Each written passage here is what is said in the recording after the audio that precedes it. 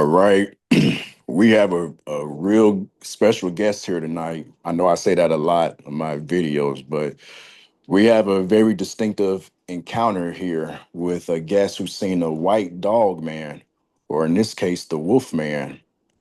Uh, this person has had numerous experiences with things, but this one in particular really gave her a something to remember, and not just her, even her and her dog. Um, Today we have Mindy. Mindy, if you would like, you could give a brief introduction of yourself and whatever, however you want to lay it out.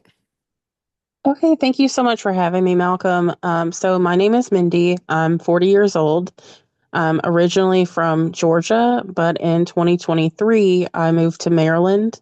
And in 2024, I came face to face with what I thought at the time was a werewolf, but what I know now, people call a dog man, or in Maryland, a dweo. Yeah. Uh, these things seem like they just everywhere, aren't they? They are, and I do apologize for any background noise. I have a puppy sleeping next to me, and she's a little grumbly. So I apologize if you get any background noise. You're fine. Um, so, what year did this encounter take place again? This encounter took place on June 22nd, 2024 at around 1:30 in the morning, and it happened right outside of my apartment. Okay. Um, and how far away from your apartment can you say that this encounter had happened? Like, are you able to give like yards, feet, or anything? So the way that my apartment is set up, when you walk outside, there's a walkway that goes to the left and to the right, and there's a grassy area where people usually let their dogs relieve themselves with a fire hydrant. Then there's the sidewalk, and then there's like a little patch of grass near the curb. And for whatever reason, that's where my dog liked to go.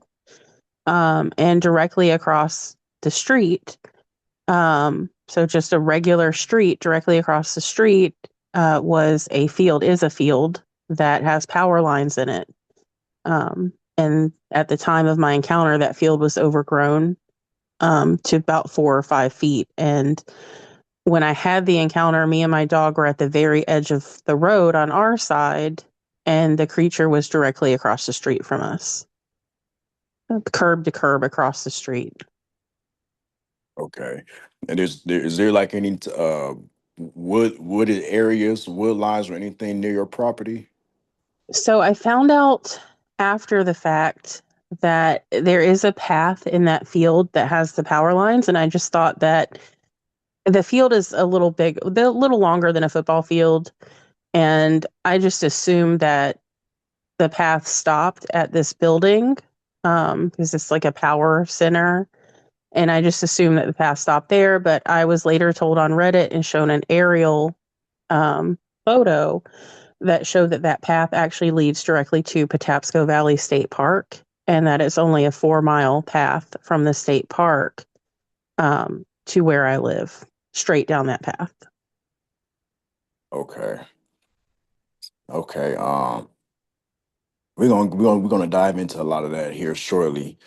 Mindy, if you would like, you can go ahead and start from however point you want to start at. I'm not going to interrupt or anything. I might have some questions. I might stop briefly, but for the most part, I'm going to try my best not to interrupt you. I'm going to give you the full floor, and I just want you to remember the story as if it just happened yesterday. If you could just try to replay that. I know sometimes these encounters they could be a little traumatizing to try to relive the moment at the time, but just remember, you're safe right now, and the Lord has you. So it's nothing to fear or anything with these when it comes to remembering the this event. So if you like, go ahead and lay it out for us, and I'm probably just going to mute my mic so you can have all full concentration. And feel free to ask me or need me to come in or anything that you need me to say or do for you. Okay. So I'll just start at the beginning, this information will come into play later. So it was a weekend. My boyfriend at the time was working late. At the time, he worked at like a bar and grill that was open until 2 or 3 o'clock in the morning. He has a different job now, but at the time he was at work, it was just me and the two dogs I had at the time, Diana and Raven. Raven is an elderly black lab, and she was about 12 years old at the time. And it was around 1:30 in the morning. I was up late playing video games with my friends. I was actually on Fortnite on the Xbox. And when I play Fortnite, I used to play as this white wolf or white fox like character named Volpez, Volpez. I'm sure you can still find his character out there. Um, and that'll come into play later. But I was playing with my friends, and my little black dog Raven came up to me and gave me the signal that she needed to go potty. And so I told my friends, like, hey, I'll be right back. I'm just going to take my dogs out. And something else to note is that my boyfriend is half Japanese. So, in keeping with the culture and traditions of his family, we take our shoes off at the door. So there is a shoe rack, a very large shoe rack by our door with all of our different shoes on it. And I happened to set my cell phone on that shoe rack as we were going outside. And I took the dogs out one by one because they were both lab mixes and they're both bigger dogs. So I took Raven out, and her nickname was Security.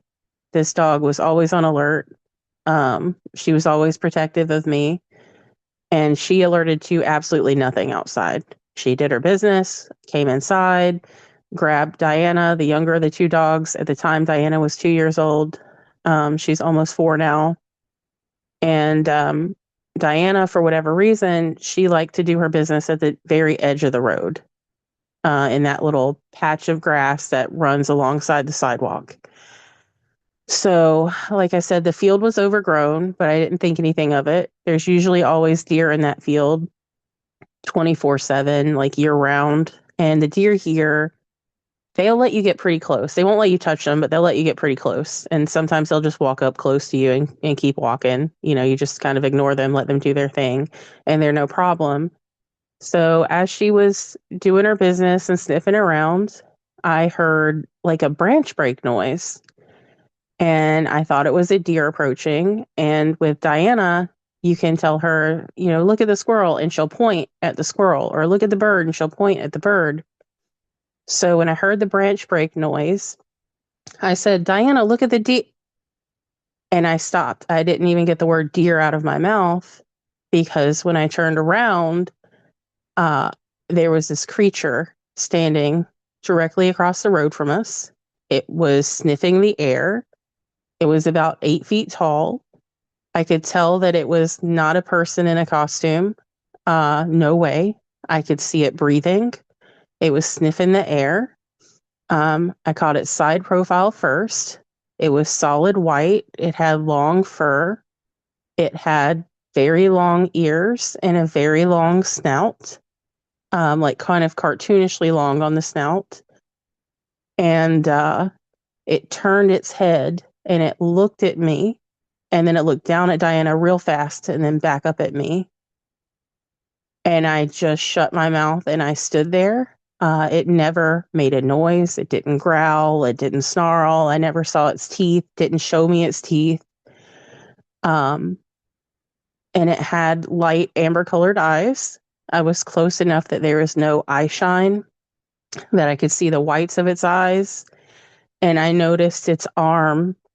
I could see one arm fully, and it was built kind of like a basketball player, lean and muscular at the top. And what stuck out about its arm is that its lower arm was super long, like way longer than any creature's arm should be. And it came to like a raccoon paw. Like, I don't want to say human hand, but it had 5 digits. I did see a black paw pad briefly, and it was kind of wiggling its fingers one at a time. And at the end of each finger, it had 3-inch curved black claws. And this arm Like the hand would have been where a person's knee was. That's how low the forearm hung down. And I just, in my head, I said, oh, werewolves aren't real. That's a werewolf. Werewolves aren't real. We're going to die, because it was so close to us. And it literally could have taken 2 steps and slashed at us.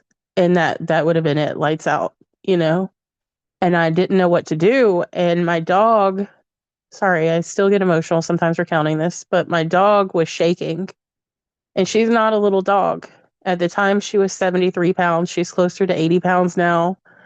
But she was 73 pounds and she was just shaking like a leaf on the leash. Like, she didn't growl, she didn't bark. She was just like in shock, like I was. And I didn't know what to do. And there was nobody outside. I didn't have my phone. I had no way to call for help. If I did call for help, I didn't think anyone would hear me. And it was just me and my dog and this creature. And we were staring at each other. And I decided that I would just try to stand my ground a little bit, because I didn't know what else to do. And I knew if I ran, that's a prey signal. And I knew that we wouldn't have a chance. And I just wanted to make it out alive. So I planted my feet and I stood my ground and I made myself look bigger. And I shifted my dog's leash from my right hand to my left hand, because I'm right hand dominant. And I just thought, if this creature attacks us, I'm going to try to grab its fur, so that if my hand is found, there will be fur from where we fought back. Like, I'm not going down without a fight. I'm going to try to defend my baby. Like, Diana was like my baby. She was 2 at the time. And we were staring at each other. I planted my feet. I gave it a dirty look. Like, I was just like, let me just try to intimidate it. Maybe it'll back off. And we just stood there staring at each other for a minute, and then it turned its head to the side and started kind of shaking its head. It put its other paw up to like its nose, and it was shaking its head weird. And then it would turn and look back at me, straight face, no shaking. And I could see its eyes moving around in its head, like it was trying to figure out what it wanted to do. Like, it was trying to think about, do I attack? Do I not attack? Like, I don't know what it was thinking. I don't claim to know that, but I could see it trying to figure out the situation. And I just slowly started taking a step back, and I would take a step back and pull Diana back, take a step back and pull Diana back. And then it kept doing the thing where it would look at me and stare at me. And then it would turn its head to the side and start shaking its head. And then it would look at me and stare at me. And when I got about halfway back to the apartment, I could see its tail twitching like a cat, like when a cat is keyed up and it's about to pounce on, a mouse, or it's about to pounce on a bird. It'll just twitch its tail. And I couldn't see the full length of the tail, so I don't know how long it was, but I could see the tail closest to the body. And it was a super bushy tail. Very, very bushy, and it was white as well. And when I got about halfway back, it did this weird thing where it like rolled its shoulders forward, and it shifted its hip to the left and then to the right, and then it got about halfway down, and then it shifted its hip to the left and to the right again. And when it did that, it was all the way down, hidden in the grass. And I just thought, oh no, it's going to pounce on us. It's going to pounce on us. And I just kept my eyes on that spot, and I kept walking backwards, and I kept walking backwards and pulling the dog back. And when I got to the door, I opened the door. I got us in really fast. I deadbolted the door. The dog's leash gets hung up by the door. I unhooked her from the leash, and I hung up the leash. And then the 2 dogs were just sitting there looking at me. They were sitting like across from me is where the treats are when we come inside, and they were sitting by the treats. And these 2 dogs are very reactive. If they heard a person talking on their cell phone, they would bark outside. Okay. If someone, if the wind blows a door and it jiggles, they're barking. And I remember I put my back against the door and I took two deep breaths because I couldn't believe that we were alive. And I looked at my hand and I was shaking really badly. And I took two steps to the left away from the door, and the doorknob jiggled. And I kind of was frozen in a weird position with one of my legs, like kind of still in the air because I was mid stride. And I looked at the dogs, and the dogs were just sitting there, quiet. They weren't barking, but they were looking at the door and looking at me. And I just stayed frozen in fear in that position um, until my dog started playing and acting more normally. And then I walked over into the living room. And when you're playing Fortnite and you walk away from your character in the lobby, sometimes it'll zoom in. And I had been playing as like a white wolf or a white fox. And right as I walked into the living room, the TV zoomed in on that character. And I didn't even say goodbye to my friends. I picked up the controller and turned off the Xbox from the controller. And I sat down on my couch and I cried. And I messaged my boyfriend. And I really didn't know what to say, but I said something like, I don't know what me and Diana just saw. I said in the woods, but he knows what I meant. Like, I don't know what me and Diana just saw in the woods, but there's something big. And when you get here, you need to just make sure you keep your eyes on the field and don't run. Walk fast, but don't run when you get here. And I was terrified that, my boyfriend might not make it home. They might get, snatched up if that thing was still out there. And I mean, that's what happened. Later on, my boyfriend came home and I didn't tell him or anyone what I saw for about a year. Like this happened June 22nd, 2024. And around June 1st of 2025, I started to get really fearful that, maybe it was a migratory creature, maybe it would come back and I didn't want to see it again. And so I started researching, werewolves, and I didn't really get anywhere. And then I ran across something called a Dwayo, which is like what Maryland calls the cryptid. And then I ran into Dogman Encounters, which was Vic Cundiff's website, and I submitted a report to him. And he called me, and we had a few conversations, and he told me, that what I was seeing was seen by other people, and that it was real, and what I was describing was a real creature. He's heard people from all across the globe, recount seeing the same type of thing. And it was just very scary. I later found out, um, around June of 2025, I Googled what the moon phase was out of curiosity, and it was a full moon, and that creeped me out because every werewolf story you've ever heard, they say they come out on the full moon.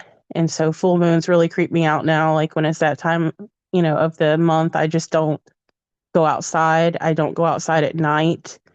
If I'm up late at night, which I am most times playing video games with my friends, I will turn off all the lights in the house and creep over to my kitchen window because it looks out over the field. And I will slowly pull back the blinds and look out there and make sure that there's nothing out there. And sometimes I do that multiple times a night. Um, and I'm sure I have some PTSD for what I saw. My dog, Diana, is also now very fearful. She does not like going across the street. I'm still in the same place. And recently, the apartment had put up like a dog waste basket in the field around where the creature was, and she doesn't like going over there. She'll drop down on all fours and refuse to cross the street sometimes. Sometimes she will go, but it's just like very quickly, like to let you put the bag in the dispenser and then like run back across the street. Like she does not want to be over there. If she hears the slightest noise that she's not expecting when we're outside, she will bolt. And when I say bolt, it doesn't matter what harness we use. We've tried 4 or 5 different ones. It doesn't matter. Doesn't matter how tight it is on her. She will wiggle her way out of the harness and run to the door to try to get inside if she hears a noise she's not prepared for. Um, so we both are still terrified. But that's what happened to me. And that's what I know. And I've talked to a few different podcasters since, and I've since learned from Reddit that the path that's in the field goes to the Patapsco Valley State Park, that it's only 4 miles from the state park to where I live, straight down that path. I know that animals can follow trails, whether they're human made or man made. Um, and that might be what happened. When I talked to one podcaster, he told me that there have been multiple reports of people hearing but not seeing, like a wolf, like a deep wolf growl, in Patapsco Valley State Park, and he was calling it the Patapsco Howler. And that person also told me, which I later verified, that wolves are extinct in the state of Maryland. There are no wolves here, that they had been driven out in the 1800s. So it couldn't have been a wolf that was howling. And that terrifies me. I stay up sometimes at night. I have difficulty sleeping. I have difficulty staying asleep. I wake up early. Um, it's just caused a lot of problems, and it's shaking my worldview because I was a person who didn't believe in any of this. I believed in the paranormal because I'd had paranormal encounters in the past, but I didn't believe in cryptids. I thought people were making them up, or, they were misidentifying other animals and saying that they were these creatures when they're not. And I now have no reason to doubt any of that because I was face to face with a werewolf, and I know they're calling it Dogman now, and that's because the were and werewolf implies that people change into these creatures, and I don't believe that. I believe I was looking at a flesh and blood creature, but it was the most horrific thing I've ever seen in my life. It was the scariest thing I've ever seen in my life.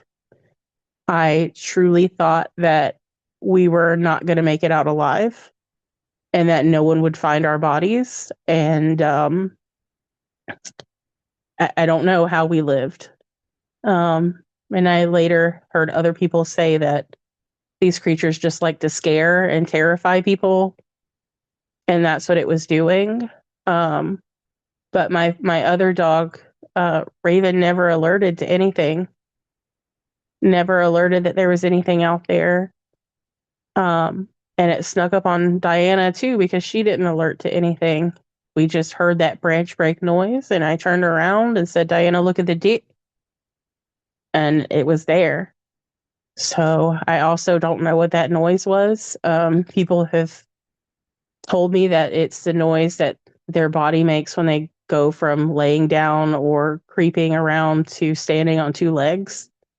So I'm not sure what that noise is, but that's it. It was in a power line field across from my apartment. I still live in the same apartment, and I'm still scared to go out at night by myself, or even just me and my dog. It's terrifying. Yeah, that is a wild encounter. Um, when you said the eyes of the creature, you said it has like a white amber eyes that didn't It have an eye. has, yeah, the iris was like the colored part of the eye was like a light amber color, but I was so close to it that a lot of people say that their eyes were glowing or that there was like a shine.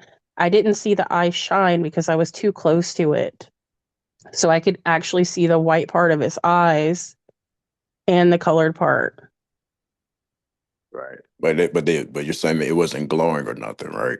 No, there was no glow. I was too close for there to be any glow, and I never saw what those people say there's like an internal glow. I didn't see that.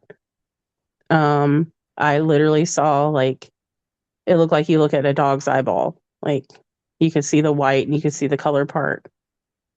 Right.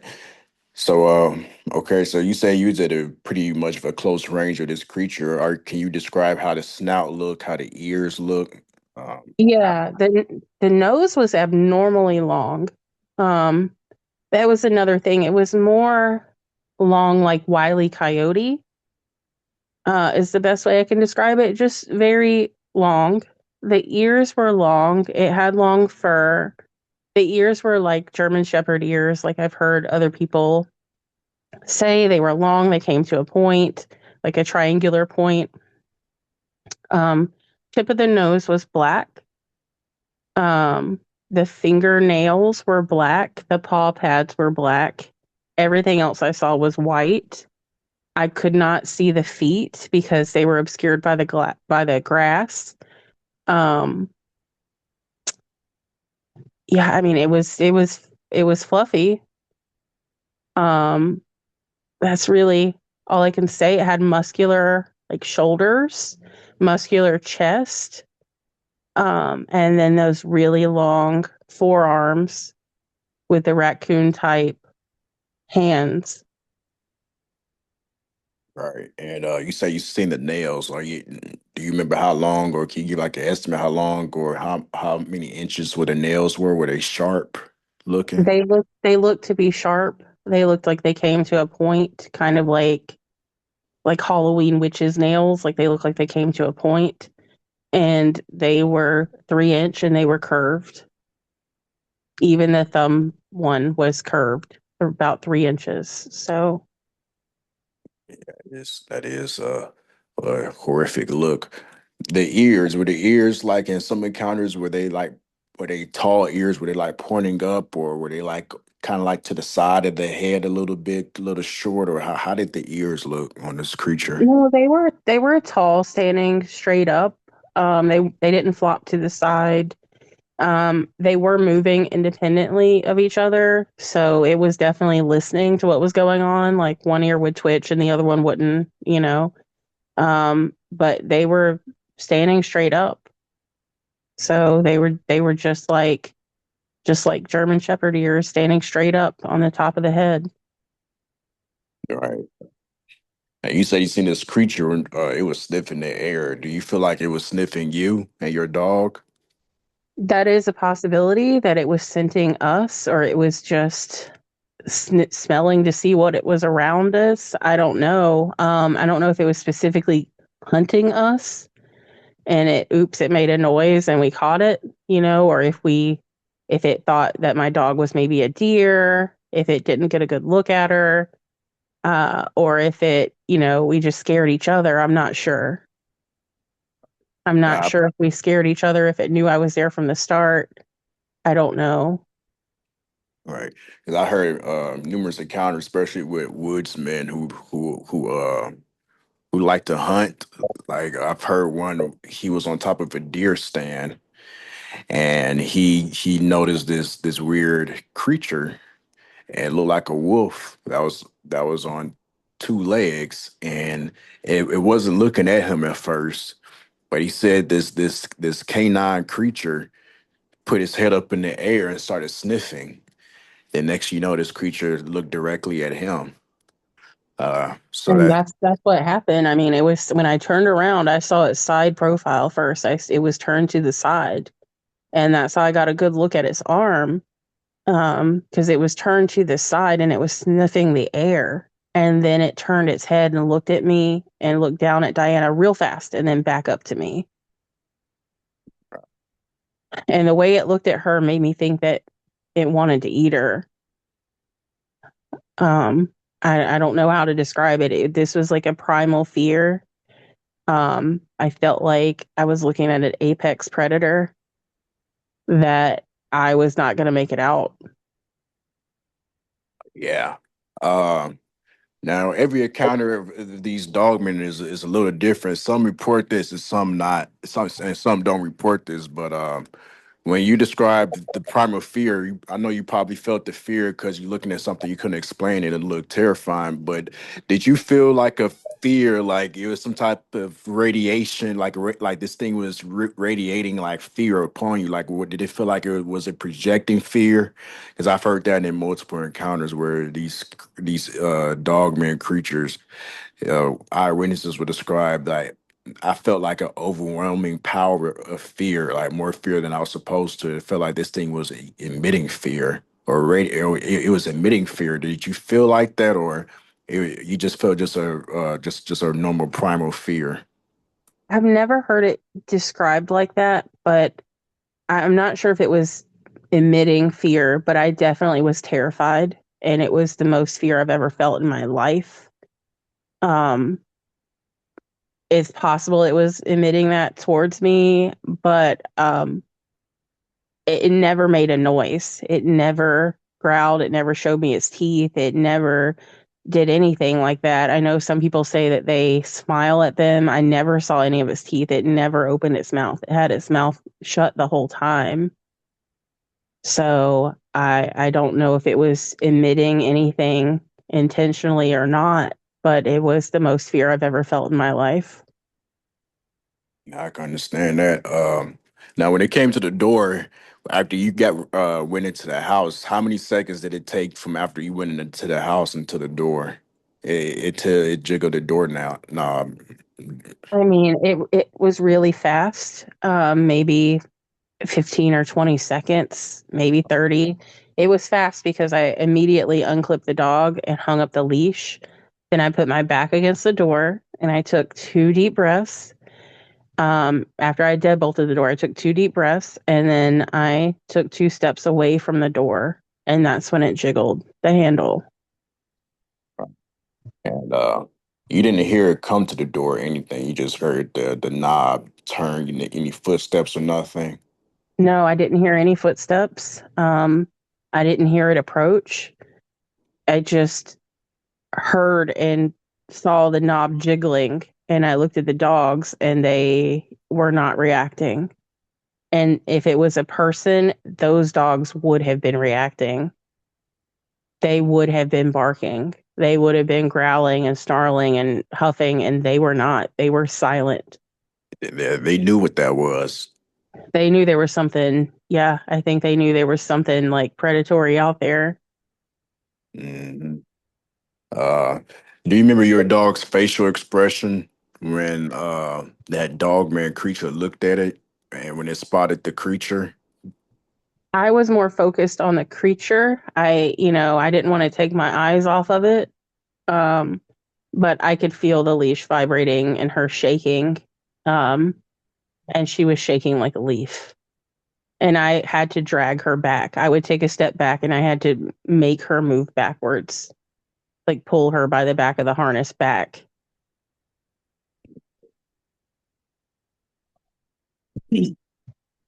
Yeah.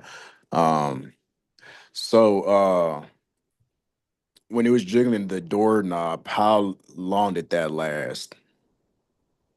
It was like jiggle, jiggle, jiggle. And that was it. Okay. So it wasn't like ongoing, like going on for like a whole minute or anything. It was just some jiggles and it just left. Yes. And I don't know if it left. I don't know if it stayed there. I mean, this is an apartment complex. So if I open my door, there's a door not far from me. To the right, there's a door directly across from me. There's a door catty corner to me of different units. At any time, any one of those people could have walked outside. And I don't know if it was taking a risk and then, maybe smelled that there was too many people and walked off. I don't know. But Right. I do think somebody else saw it. And I wanted to touch on that because I never told anybody in my apartment what I saw. To this day, I haven't told anybody in my apartment that I saw something like that. But 2 days later, me and my boyfriend were coming home in the afternoon from the grocery store, and maintenance was installing floodlights. And we asked them, what it was for. And they said, oh, we're just installing these floodlights on every unit now, and they'll come on at a certain time. And they installed a floodlight, and the one that they installed is right outside of our unit. Like, I can walk outside and it's right there on the corner. attached to our unit. And then they also installed floodlights facing the dumpster, because directly across from us, there was a dumpster. That's where we used to dump the pet waste before they put a proper disposal up. We would just put our pet waste bags in the dumpster. And they put floodlights facing the dumpster. They pay the yard people now to, when they mow the grass, to mow a few feet into the field. And you can actually see a demarcation line where they stop cutting. And they have not once since that time have they forgotten to cut that field. They cut into that field a few feet every time now. So I truly feel like somebody saw something and reported something. I don't know what they would have reported to make the apartment management take action like that. But I feel like maybe someone who was on the second or third floor at the time may have looked out their window and seen, me and my dog and this creature, or seen the creature, whether it was before I came outside or after. I do think somebody saw something, but they never told me. Nobody ever came up to me and said, "Hey, I saw that." Yeah, that's confirmation. I do believe someone else seen something because I don't believe in coincidences. Those security lights got installed just shortly after your encounter, Two and days. Two yeah, days. yeah, exactly. And I know these creatures, they don't like being seen out in the light. What I heard what people like to do, they like to install either security lights or security cameras because these dog man, they try to avoid being caught by evidence because they know what a camera is and stuff, and they know what type of technologies that we have, and they got to go by some type of hidden law that they are not they're not supposed to be getting seen by the any type of physical evidence from our technologies. Um, that's a rabbit hole in itself, but that's what some people do. I've heard from other reports of people who are basically giving help by saying, install lights around your property, even with Bigfoot sightings, because Bigfoot, they don't like being seen either. They'll just say, like, just install lights around your property and to keep these Sasquatches away or keep these dogmen away. And And I mean, maybe it knew I didn't have my phone on me. Like I had no way to call for help, because my phone was sitting on the shoe rack by the door. So, I mean, maybe it picked up on the fact that I was by myself with my dog with no phone somehow. And it was dark. I mean, it was a full moon at the time, but we didn't have very good illumination. There were some lights, but they were kind of dim for apartment lights, that were, outside. So the floodlights help a ton. right now, I know when you seen this creature, uh, um, it looked like, of course, like a regular apex predator and stuff. And it looked because the way it was built and stuff, it looked dominant and stuff. But did you get any sorts of feeling like this thing it it looked evil or had evil intentions other than looking at your dog, looking at it as some type of food source? Did you get like that type of vibe, feeling like this thing what I'm looking at is evil, or you just look at it like this is just an apex predator that can kill me? So, and I think I told Vic this as well. My first thought was, that's a werewolf. Werewolves aren't real. That's a werewolf. We're going to die. But the second thought that crossed my mind was, if that's not a werewolf, that's a demon. But then I brushed that thought from my mind because I was looking at an animal. Like it was a flesh and blood creature. There was no part of this animal that I could see that was like invisible or anything like that. Like this was a flesh and blood animal in front of me. And I mean, I hope that answers the question that you had, but I wasn't sure what I was looking at first, but I quickly brushed it off as being like a real creature because it was smelling, its ears were moving, its tail was twitching, it was wiggling its fingers. Like I could see most of its body, and it was tall. I don't know if I mentioned this. It was about 7.5 to 8 feet tall. Yeah, that's a giant for you right there.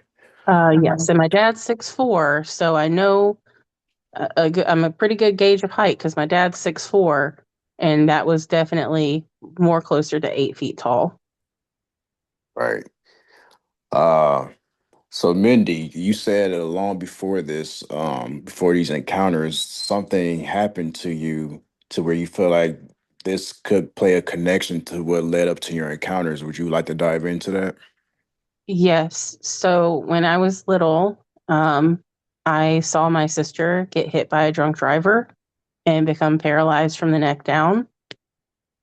And it was a week before my fourth birthday when I saw this, but I still remember I have PTSD from that. I have ongoing issues from that. But because of that, my sister at the beginning required 24-hour nursing care and required team nurses at the time. So you would have two nurses at night, two nurses in the daytime, and they would just alternate. And the way the house was set up is that my parents' bedroom was upstairs, and my bedroom was it was like my bedroom, a little bathroom, and then the stairwell upstairs across from that, and then my sister's bedroom, and then there was like a desk area that was set up with like filing cabinets and stuff for the nurses, and we called that the nurses station. So I had my bedroom door open one night, and it was late, and it was up. I don't know what I was doing. I don't know if I was coloring. I can't recall, but I remember them walking to my room because I was up late, and they said, "Hey, do you want to play a game with us?" And I said, yeah, because I'm about 6 years old at this time, 6 or 7. So, yeah, I want to play a game, sure. And they told me that the game that we were going to be playing was called Seance, and they had a Ouija board and a candle. And I asked how to play the game, and they said, we're going to turn all the lights off and we're going to sit in a circle. And they shut my bedroom door and they lit the candle, and we were sitting in a circle and we grabbed hands. And one of the nurses said, if there's anything here, then move our hands. And our hands started moving up and down. And I popped one eye open and I looked at one of the nurses and I said, you're doing that. And she said, no, I'm not. And then I looked at the other nurse and I said, well, then you're doing that. And she was like, no, I'm not. And she told me that if I didn't believe her, then I need to go ahead and close my eyes and ask a question. So I'm facing my bedroom door and I say, if there's anyone here, then knock on the door. Well, there was a door to my bedroom that my dad had closed off, and he had extended my bedroom and gave me basically like a bigger bedroom and my own bathroom. So that door used to go out into the garage in the back of the house, and it had been walled off. You couldn't even tell there was a door there. And there was a knock that started really softly that came from that door where that door was. And that door was right near where my bed was. And it started off softly and it just got louder and louder and louder and louder and louder. And it got so loud and so violent that it started shaking the side of the house. And it woke my parents up. And one of the nurses turned on the light, the other one opened the door. And my parents came downstairs and they got onto the nurses, like, what are you doing? You're supposed to be watching, my sister. You're supposed to be making sure the ventilator doesn't pop off. Like, what are you doing in here? And then they told me to go to bed. And I couldn't go to bed after something like that. I picked up my pillow and a blanket and I went and lay down and went to bed in the nurses um, area where there were lights on and there were people. And I wasn't by myself. And unfortunately, they continued to bring the Ouija board around me and continued to tell me it was a game and continued to play this game with me for quite a long time. And when I was about a teenager, I decided I was not going to play with this Ouija board anymore. Like, I figured out it was bad. Like, I didn't want anything to do with it. And we ended up moving when I was 15 or 16 into a smaller house.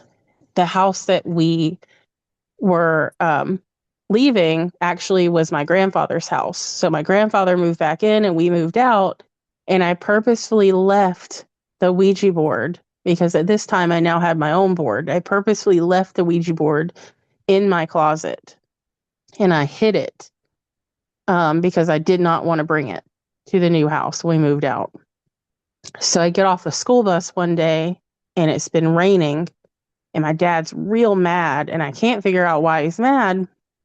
And he was like, how many times do I have to tell you like not to leave things outside or they'll get ruined? And I'm like, what did I leave out? I don't understand. What did I leave outside? And he was like, you left your Ouija board. And I was like, no, I didn't. And he was like, so this isn't your Ouija board that's been sitting on the trunk of my car getting rained on? And I was like, no, that's not my Ouija board. And he was like, well, where's yours? And I said, I left it at my grandpa's house when we moved. And he said, so this isn't your board? And I said, no, that is not my board. And he said, okay, well, I'm going to throw it away. And I said, okay. And I watched him walk down to the edge of the road to the driveway and put it in the trash can. And then I walked in ahead of him, said hi to my mom, went to my bedroom to start doing my homework. And when I opened my bedroom door, the Ouija board was on my bed. And I turned around and talked to my dad, and I was like, are you messing with me? And he said, no. And I said, you're not joking with me right now? And he said, no, why? And I said, the Ouija board's on my bed. And he was like, no, it's not. You saw me throw it away. And I said, yeah, it is. Come look. And he said, are you messing with me? Is this a joke? Is this a trick? And I said, no. And he took the Ouija board again and put it outside and threw it in the trash again.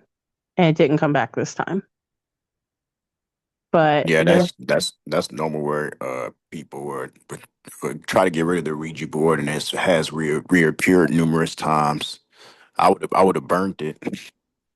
I didn't know what to do. I was a teenager. I didn't know how to handle it. But I've had other encounters. There's too numerous to name. But that stands out to me. That's where everything started, was with these nurses using me as a child, I guess, as bait, because I didn't know any better at the time. Then when I figured it out and I knew better and I tried to leave it, it tried to come back. So, and I've Yeah, had encounters since then. It doesn't matter where I go. I've had, spiritual things happen. I was having a conversation with my friend a few months ago here in this same apartment where I saw the Dogman. And I was looking at my books on my bookshelf, trying to figure out what I wanted to read. And we were talking about my ex husband. And I said, yeah, my friend Justin doesn't like him.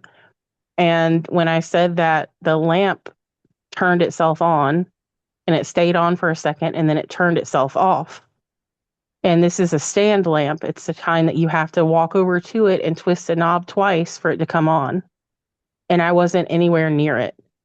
And I was on the phone with my friend at the time from work and I just unplugged the lamp and, shut the bedroom door and walked away from it, or shut the office door and walked away from it. And now we just joke that the house ghost didn't like my ex husband either.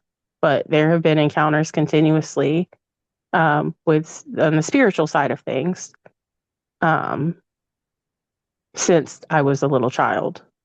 But I never believed in the cryptid stuff until I was face to face with a dog man or a Dueo or a werewolf or a Rougarou or whatever you want to call it. Picture a werewolf in your mind. That's what I was looking at. I would agree.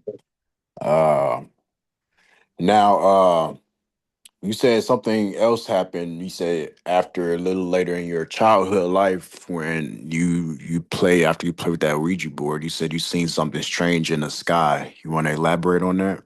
Yeah, it was about 1994. I'm 40, so I was about 9 years old. And I remember it was, the middle of the day. It must have been after, I got home from school and I was outside playing by myself in the front yard. And I don't know why I looked up, but I just looked up in the sky and there was a black triangle in the sky and it had at each point of the triangle, it had like a glowing light and it was spinning slowly, but just hovering in the air. And I just watched it. And then I looked down, it was soundless. And I looked back up again. And when I looked back up again, I saw it like zoom off, like much faster than any plane I've ever seen move in the sky. It was very fast. It just zipped off and it didn't make a sound. It didn't break the sound barrier. There was no noise from that as well. That's the only time I've ever seen a UFO. I know a lot of people try to like pass that off and say, oh, we had stealth bombers, but it didn't look like a stealth bomber. And No. I've never even seen a stealth bomber move that fast, as fast as I saw it move off. And I remember I ran in the house and I told my dad what I saw, and he said, can you draw it? And I remember getting some crayons and drawing it on a white piece of paper for him. But, and he said, oh, cool. And I never found out what happened to that piece of paper. It's gone, lost to time. Um, but that's what happened there. And when you seen that it was a black triangle, It was a black triangle, and it had on each of the points of the triangle, there was like a different colored light. and this was during the broad daylight. It was in the middle of the day, yeah. Okay. Uh, yeah, and yeah, I've heard a lot of encounters. Even in my introduction, I know you see my introduction multiple times to my YouTube. I actually have that same depiction of that each pointed uh triangle where it shows those spotlight or those lights at each corner, and even one at the center. Did you see one at the center? I know some eyewitnesses say they see one in the middle as well, but some say they didn't see one. Was one My visible? memory my memory is a little bad on that. I want to say yes, there was probably a bigger white light in the center, like a circular one, but I'm not 100% sure if that's an accurate memory. Black triangles, they've been seen for a lot of times. And in the year 2000, in Illinois, January 5th, there were reports of black triangles being seen in the night sky traveling across Illinois. And to this day, there's still police audio record of different county officers reporting seeing this object traveling miles across the state of Illinois. There was some policemen even trying to chase the craft, and the craft, of course, outran these cop vehicles. So these strange phenomena has been seen for a while. My stepdad actually, I remember he told me this story a long time ago when I was young. This happened when he was in, I believe, in Jackson, Mississippi. It was him and some other younger family members outside. He was a kid as well when this happened. But this was at nighttime, and his female cousin, he just remembered she just screamed, just yelled and looked up at the sky, and they all looked to see what she was looking at. And he said at treetop level, they seen this black triangle. It was moving real slow, and then it moved diagonally up, like diagonal, it moved up. And they all ran in the house to try to alert the adults. And when they came back outside, of course, the object was gone. It seems like as fast as these things appear, they disappear. There's a connection to these UFOs and the spiritual realm. I believe UFOs, they're more spiritual than they are physical. I think they're both, but UFOs, they have a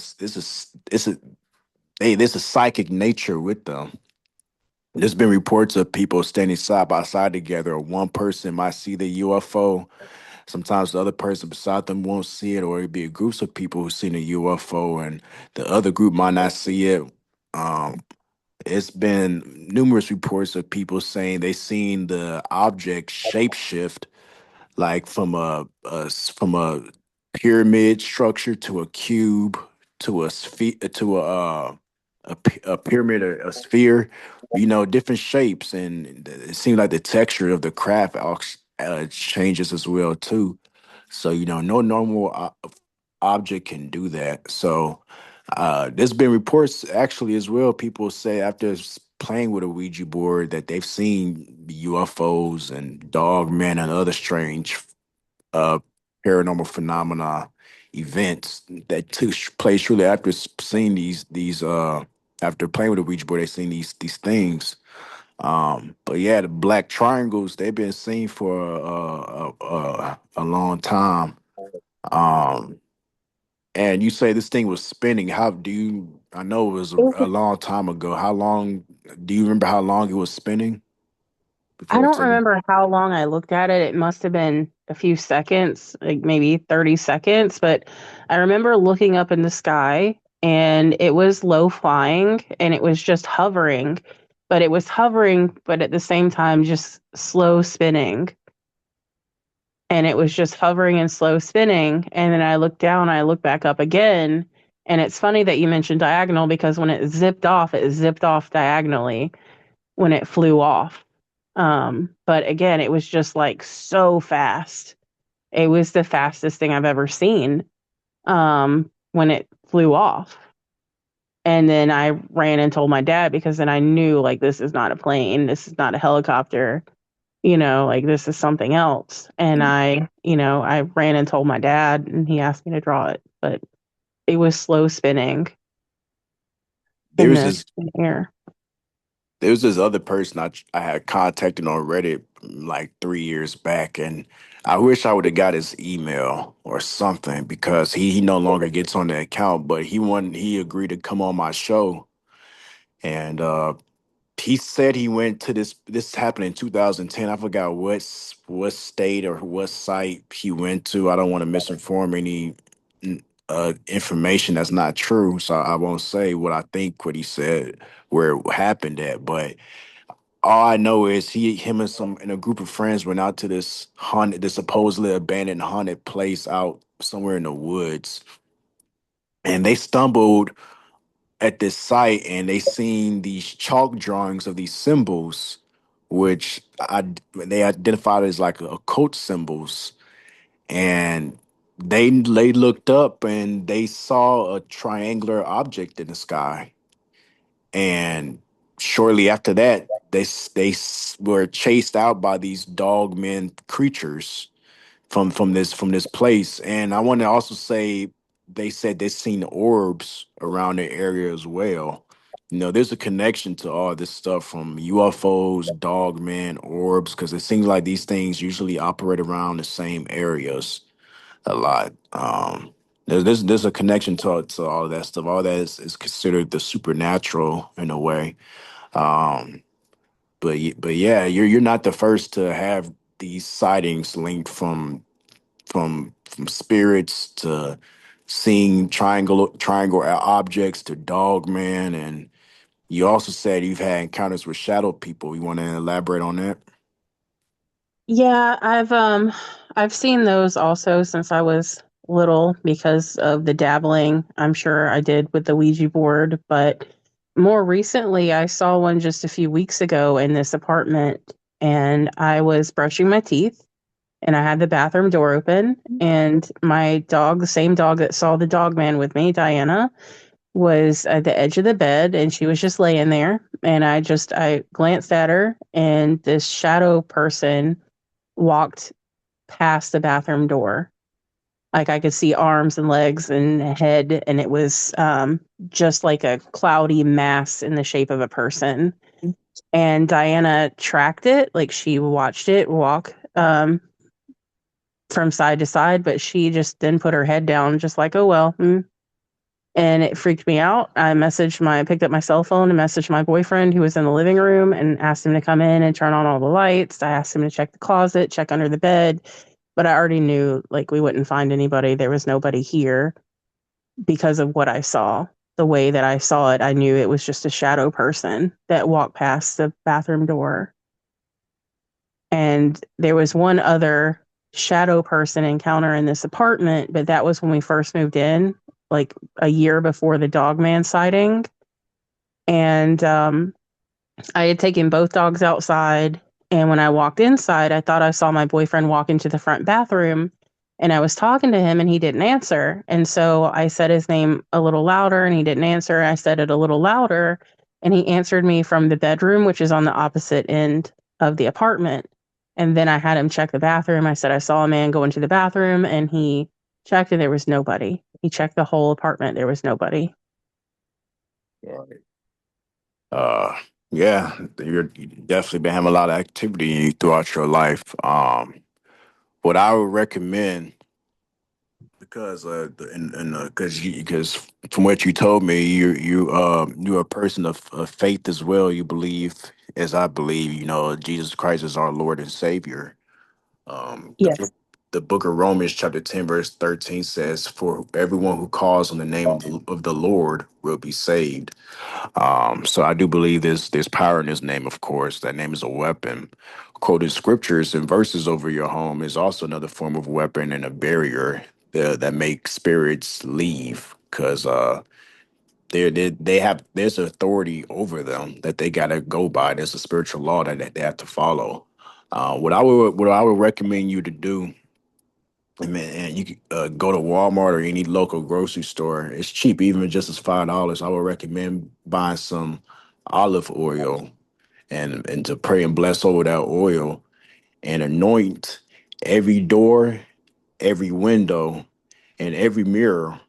I say mirrors because spirits they use mirrors as a form of a portal to enter homes and stuff, and anoint your walls and even outside of your property.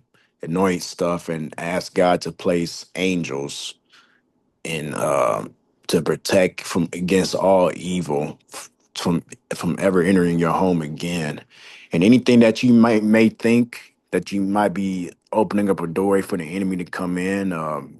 Don't give them any access, even if it's watching a lot of horror movies or anything, because that could be another gateway for him to come in. But uh, for the most part, I would just practice praying because the scripture says to pray without ceasing. And the enemy, he's an opportunist. He'll find any way to come into your life, and he give a chance he can. And he manifests himself in different ways, whether it's dog man and shadow people and other forms. Because the devil, you ever heard the saying, the devil comes in many shapes and forms. Right.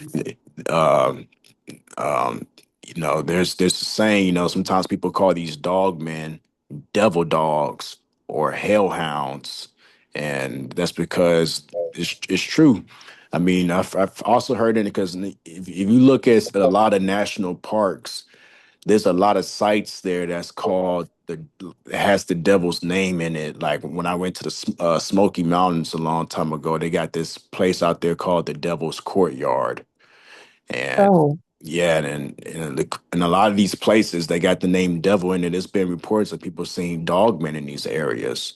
So these things are usually associated with a lot of demonic activity, and that's something I want to dive into next. So in the book of Genesis, chapter 6, verse 4, it talks about the sons of God, the fallen angels, and it talks about how when they fell from heaven, it was certain of these angels came down and took human women as wives, each ones that they chose, and these women they birthed these babies that grew up to be giants.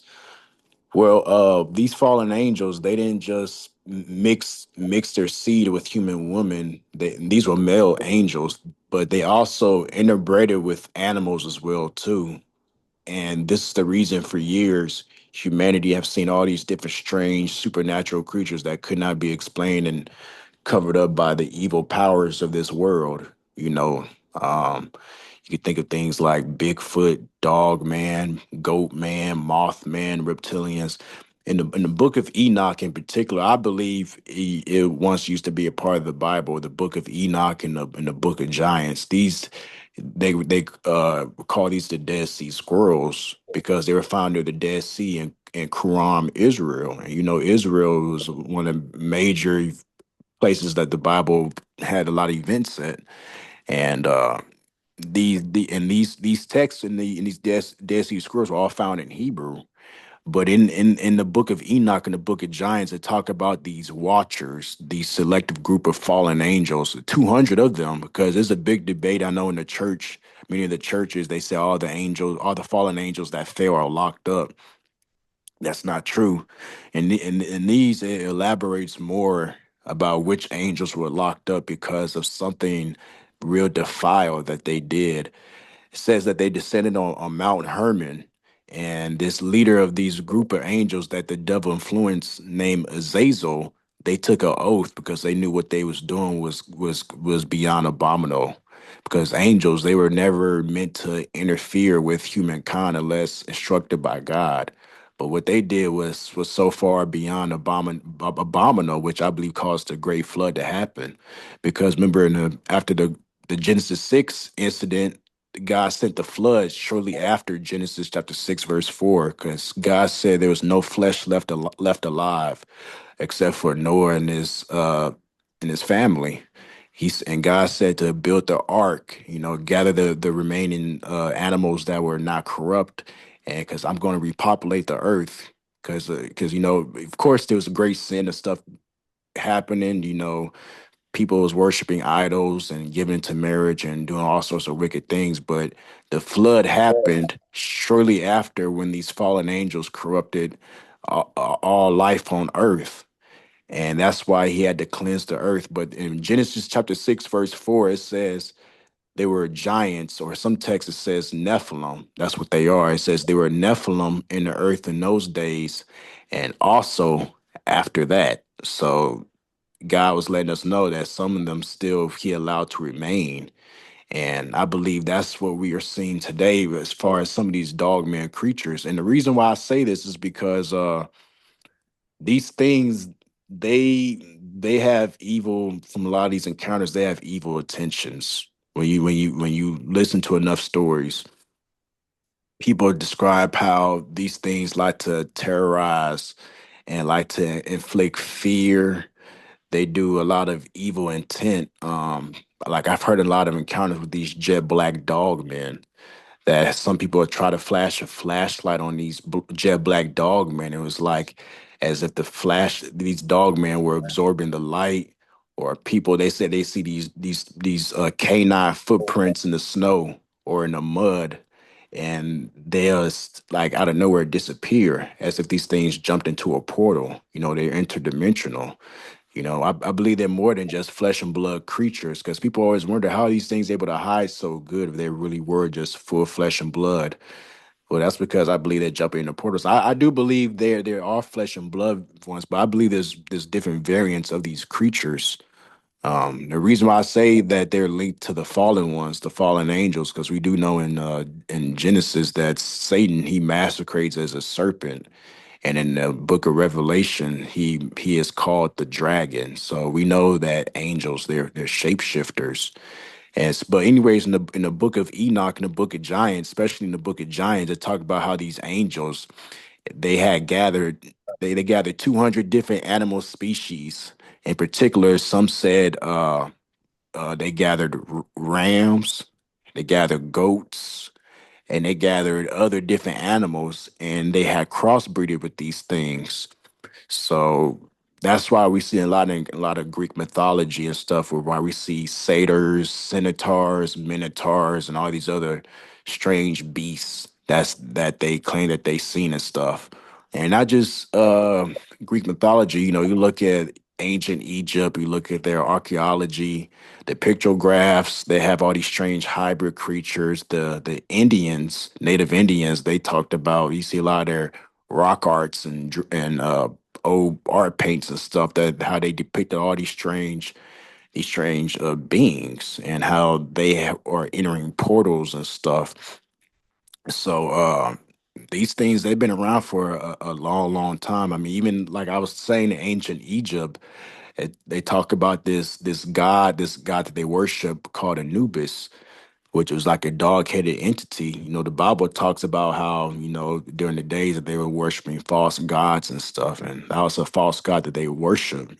They demanded blood sacrifice.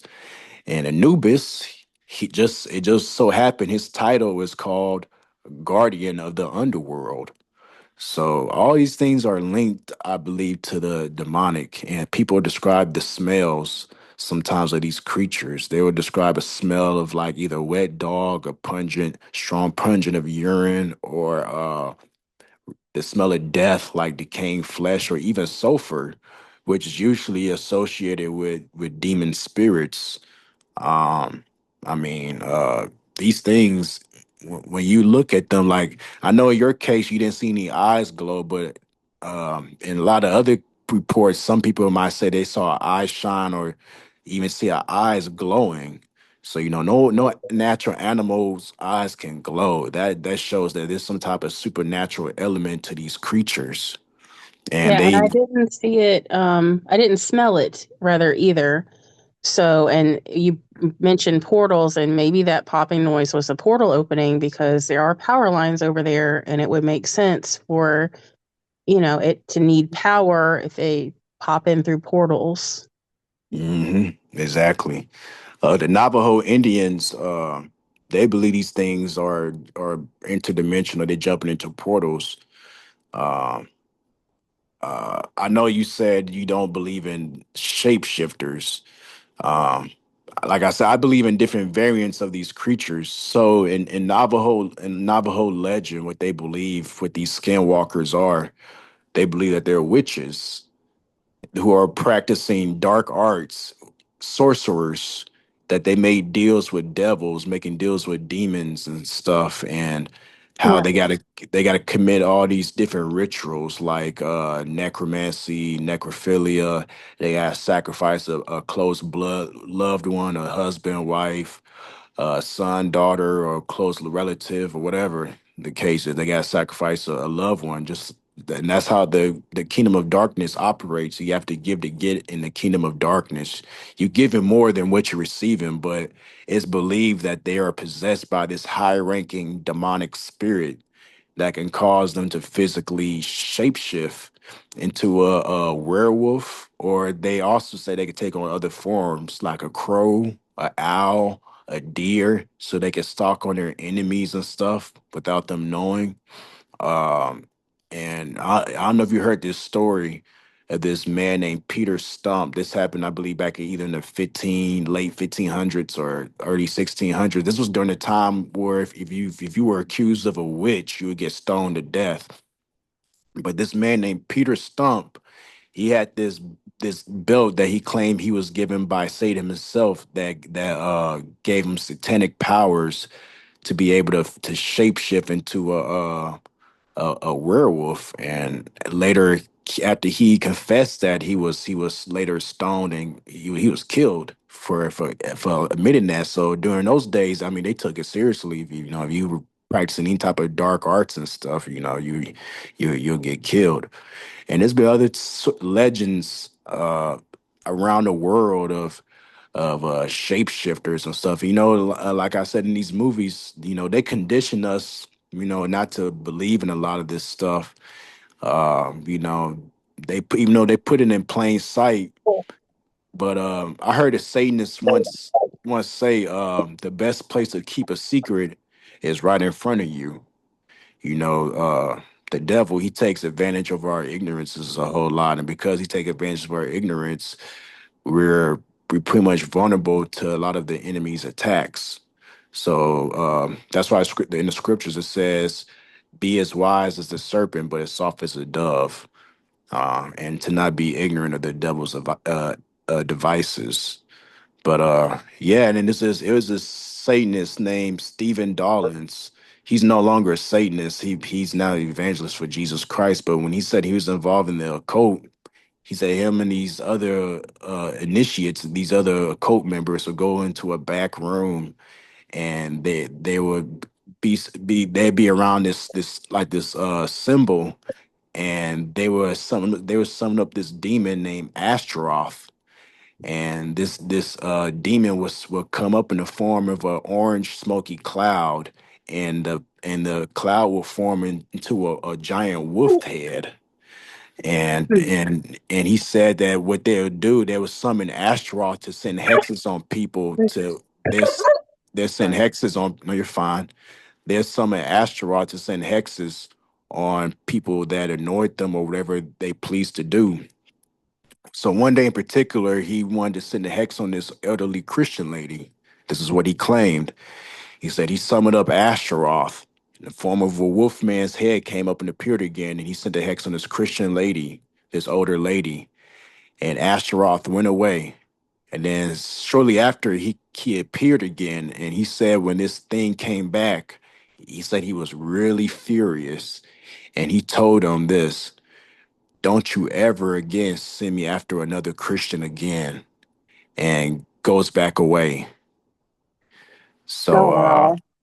yeah, so in these a lot of these horror movies, do you ever notice how when somebody prays right before they die, they still die anyway? That's a tactic of the enemy. He wants to try to put that fear in us, like he has more power over us, which he doesn't. We got the upper power on him. He doesn't want us to know how much power we have over him. And like I said, I've listened to a lot of testimonies of people who've had close encounters with these dog men, and my from what I gathered, prayer is the most effective way in making these things backed off. Now, I've heard people, and it is possible you can kill these things depending what variant you're running into. Because if you just run into a full fallen angel or demon, you're not going to be able to kill it. But if you run into these other variant ones, it's possible, like the full flesh and blood ones. You could you, Right. you you could kill those ones. But even with those, I've heard they're tough to kill. I've heard reports of people saying they shot it, it took effect. Some shot it took little effect, or some shot it and it did no effect. So, it's I wouldn't recommend shooting these creatures unless it was like a last minute option to do it. But As big as they are, honestly, I don't think we have anything that could possibly take them out. To be fair, as big as it is, I don't think anything that we any. I don't think a shotgun could take it out. uh, uh, then I believe the only weapon, the best one we have is the name Jesus, and that name is sharper than two double-edged swords. And they know who that name is, and they fear that name. And the greater is He is in you than he that's out in the world. So there's definitely power in that name, I do believe. And I'll send you some things some stories that I've came across that can back some of this stuff of what I'm saying. Um, but yeah, Mindy, I'm glad that you came on, and uh, I want you to I want you just to continue to stay strong and firm to your faith, because a lot of people that I've actually had helped and stuff, and talked to and stuff, who was having demonic problems and stuff, they said this stuff has actually helped them. If anything, has helped them increase their faith and their walk with God.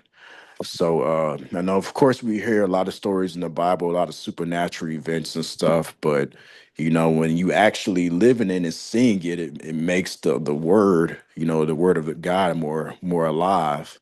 And this stuff, these manifestations are real. They don't appear every day, in our everyday lives, but they do come and go. And I do believe there's going to be a time in the near future. The Bible talks about the end times and how the demonic is going to increase in the last days, and it's going to be a time where these creatures are not going to hide anymore. And I do believe that, because the Bible says it'll be just as it was in the days of Noah before Jesus returns.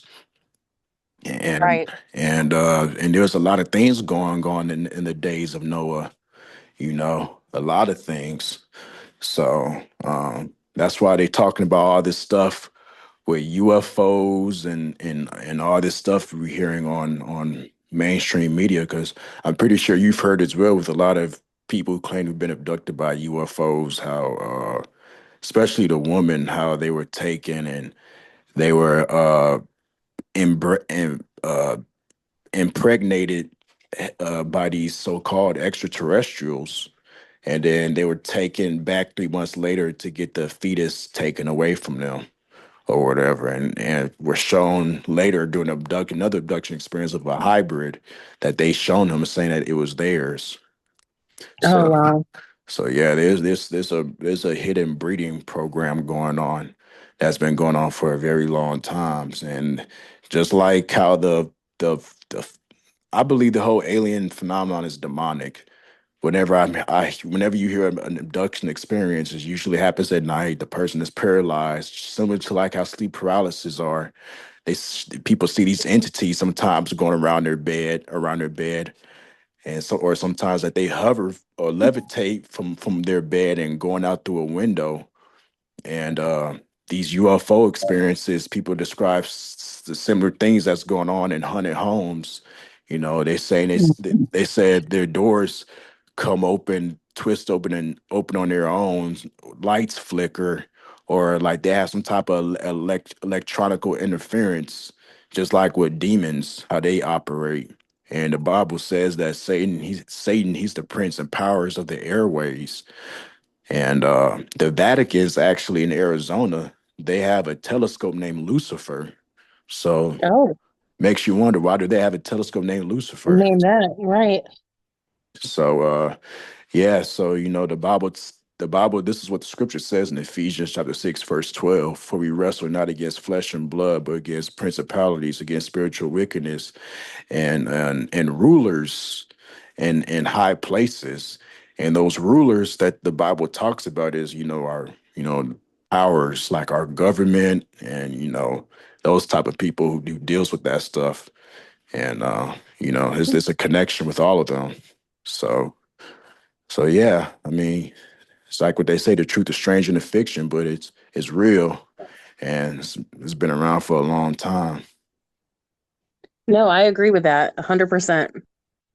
hmm So Mindy, again, I really appreciate you coming on my show and trusting me, and I hope I've been able to help you in some way and provide a little more info and insight on things. And if you have any more experiences or anything you need my help on, you got my number. You could call, text me whenever you need help or advice on something, and I'll come to your aid as soon as I can. Thank you so much for everything. And thank you for talking to me and just letting me say what happened. I've talked about it a few times now, but I feel like the more people know that these creatures are out there, the more they can be aware, the more they can, be on guard, be alert, and just know that, they do exist. They're not Hollywood made up creatures, they're actually real and they're out there. They definitely are. Do you have any closing comments you want to say to let anybody know? Just don't play with a Ouija board. Repent from it if you have. Rebuke it. Don't continue if you're, you know, messing with stuff like that. It can only end badly. And yeah, just stay away from the dark stuff. Amen. I agree to that. Mindy, thanks again for coming on, and you have a blessed night, all right? You too. Thank you so much. You're welcome. All right. Bye bye. Bye bye.